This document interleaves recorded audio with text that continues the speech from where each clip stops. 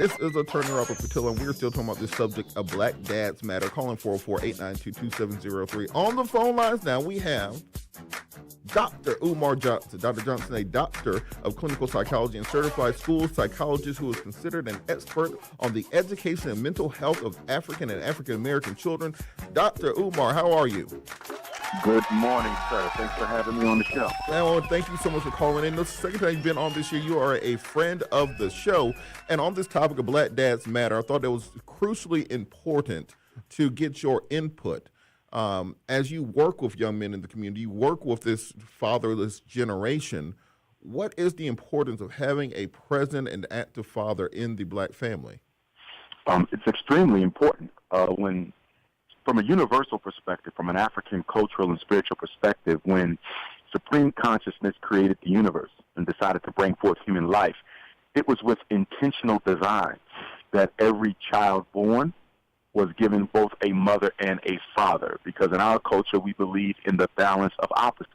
And so psychologically, for a child to be healthy, they need to receive an equal amount of masculine nurturance and an equal amount of feminine nurturance. That is the divine balance. All of us get 23 chromosomes from mom and the other 23 from our dad. And so in order for us to be psychosocially healthy, we need to receive the appropriate amount of nurturance from each parent, not just psychologically, but also spiritually, also socially. When we do not get that, whether it's the mother taken from the home or the father taken up from the home, you're now dealing with an out-of-balance upbringing.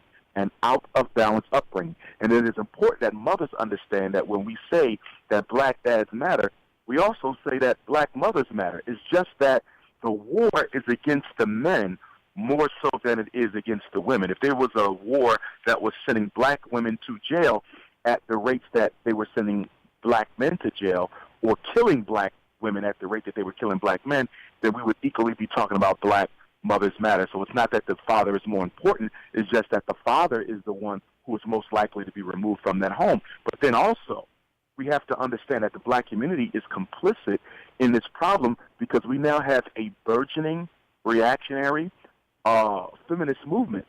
And some sections of this feminist movement argue that the child does not need both parents. Now, psychologically, that's ridiculous, especially for me, who have been studying the mental health of Black children for over 20 years. It's ridiculous, but we do have some reactionary elements within the community, particularly coming from feminist circles, that are indoctrinating Black women with this belief that it's okay for the child to only have one parent. And so that is another big issue that has to be tackled. All right, and just jumping into this aspect of the mental health issues of young African-American men, what are some of the things that you're seeing as far as the way they're acting out in schools, the way that they carry themselves self-esteem-wise, when they don't have that father, that strong Black male role model in the home with them? Well, let's look at the three biggest mental disorder diagnoses for Black boys. All three of them are the outgrowth, the creation, and the direct result of fatherlessness. ADHD, conduct disorder, oppositional defiant disorder. ADHD, CD, ODD. These were created in the 80s. The 80s is the decade when the United States government began to intensify its mass incarceration campaign against Black males. So while taking the fathers out of the home, they created these glow-in-the-dark manufactured disorders so that they can now marginalize and castigate Black boys because the father was not there.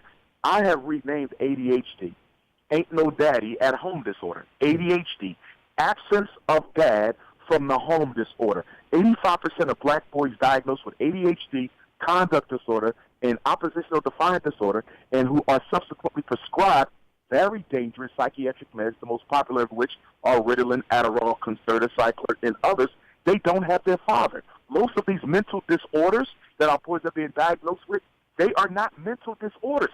They are the natural, unhealthy manifestations of a boy living in a fatherless home. And so how do we start combating this? How do we start fighting back? Because at the beginning of the show, we went through some of the governmental policies which were put in place, which you also touched on, everything from mass incarcerations to the injection of drugs into our communities, the social services programs which were meant to take fathers out of the home. It's been a war on the Black father for a couple generations. So how do we fight our way out of this? Well, a couple things. Number one, the black community is going to have to aggressively attack the teenage pregnancy crisis that we have. The teenage pregnancy crisis, which is also the outgrowth of fatherlessness, because when fathers are in the home, girls are less likely to get pregnant.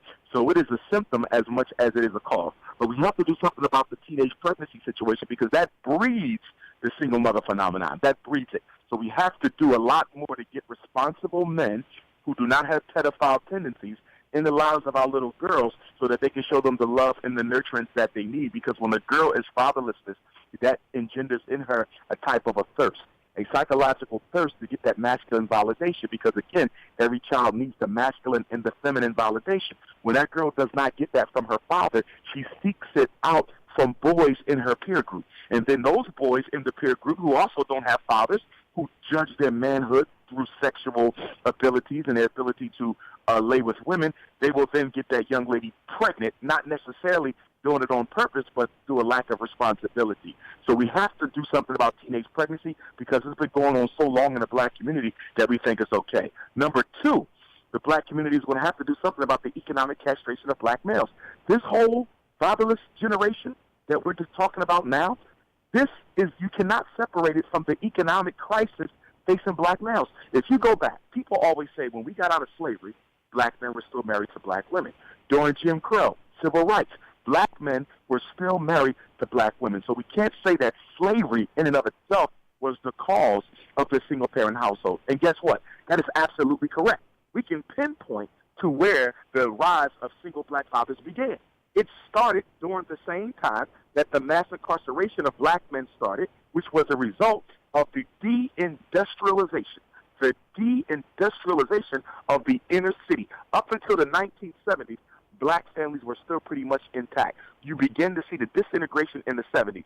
Is that a coincidence? No. That's when they started deindustrializing the inner cities, taking the factory jobs out. That's when they went into the high schools and started deindustrializing the high school curriculum, taking away the auto shops, taking away the carpentry, taking away the plumbing, taking away the electricity.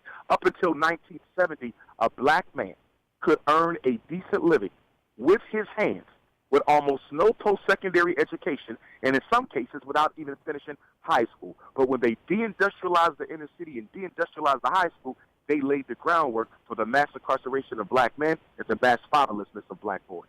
All right, after the break, can you stick with me one more segment?